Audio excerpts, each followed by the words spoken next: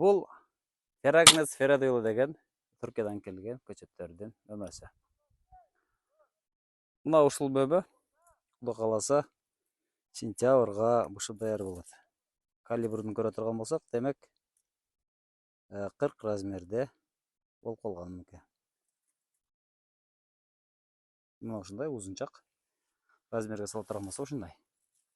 Мына ушул Feragnes Ferradioğlu Баткендин Параң деген жеринде болуп атат.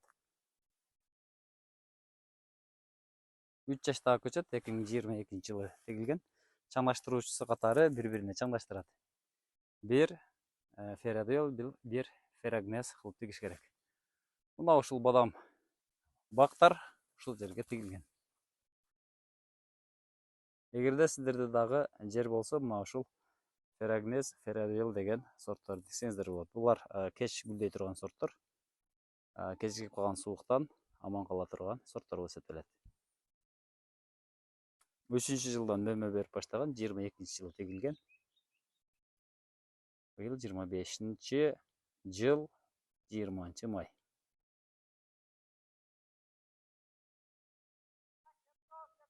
Өсүүсү жакшы.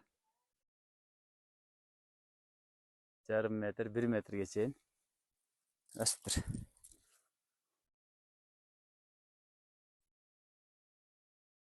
Ушул бак Feragnes Ferradioğlu деген бадамдар.